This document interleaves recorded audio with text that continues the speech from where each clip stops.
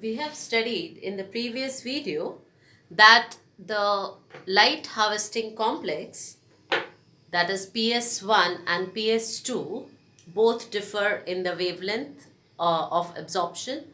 So these two, PS1 and PS2, are interconnected by electron transport chain.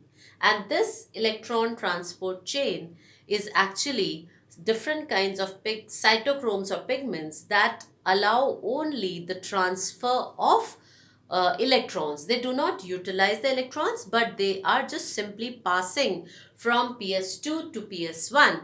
And during this process of passing the electrons, there is a production of ATP and also the NADPH. So we call this synthesis of ATP from ADP and inorganic phosphate in presence of light as photophosphorylation. So when we talk of the term photophosphorylation,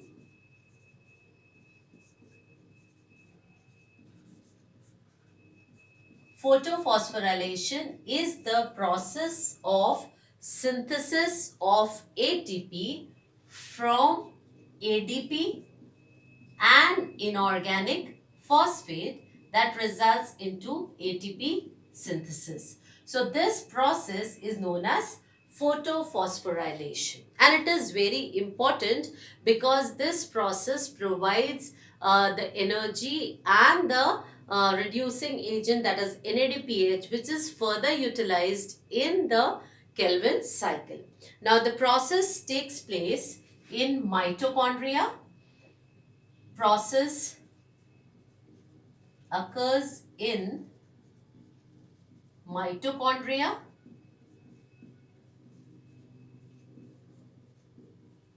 and chloroplast.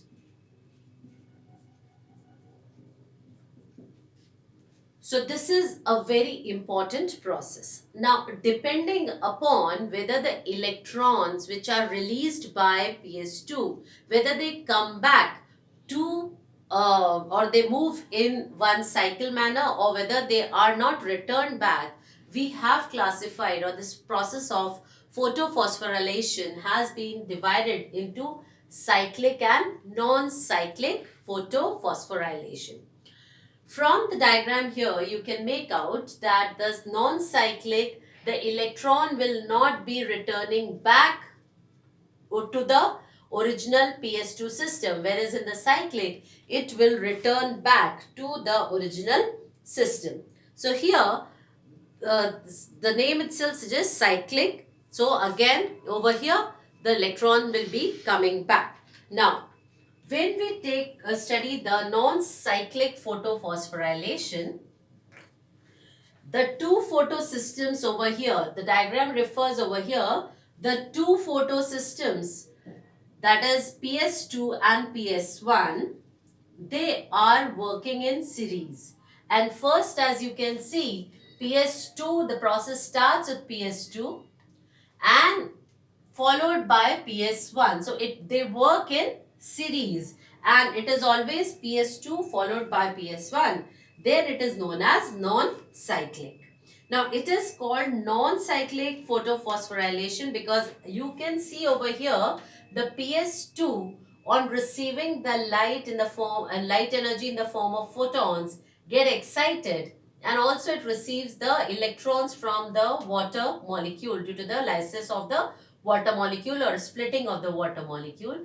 The chlorophyll gets excited and releases electron which are accepted, that releases two electrons and which are accepted by the electron acceptor and are finally passed through electron transport system or electron transport chain. During here, there is production of ATP, that is phosphorylation, and which in turn the electrons excite the PS1 part, which again releases electron, and there is an electron acceptor for PS1 as well, and there is production of NADPH from NADP. Now here, the electrons which are being released do not come back over here. They are being utilized and they do not return back. So how does this continuously receive the electrons? The electrons are provided continuously by the splitting of water molecules, because it is here releasing the two electrons. So whatever loss it is having, it is compensated by the molecule of water, and as a result the process continues. Now here there is a linking of PS2 and PS1 through ETS. Also, as you can see, the electron does not return back and is utilized. Then over here, both ATP and NADPH are produced. Both ATP and NADPH are produced. ATP is utilized as an energy source for the synthesis of glucose. So this ATP will be utilized for glucose synthesis through Kelvin cycle. It serves as an energy source. NADPH, on the other hand, acts as a reducing agent. It acts as a reducing agent and is also utilized for synthesis of glucose.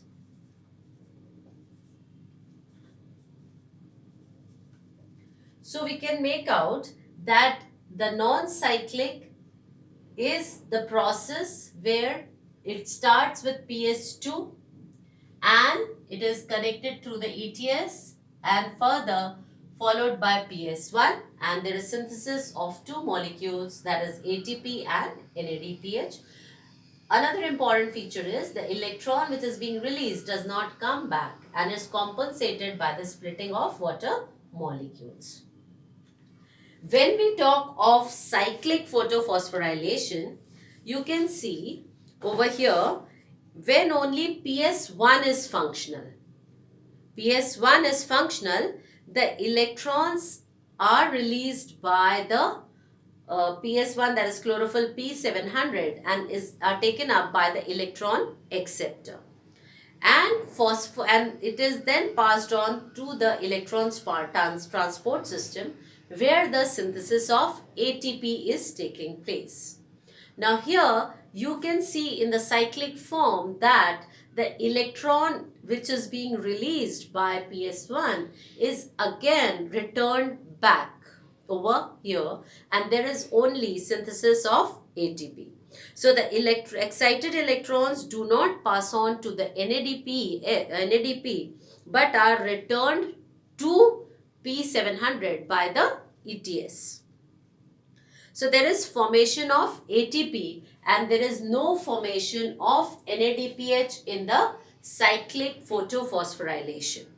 Also, it is important to understand that cyclic photophosphorylation takes place when the light of wavelength which is greater than 680 nanometers is available for excitation, because over here only PS1 is playing an important role, or it is only taking part in the process of photophosphorylation.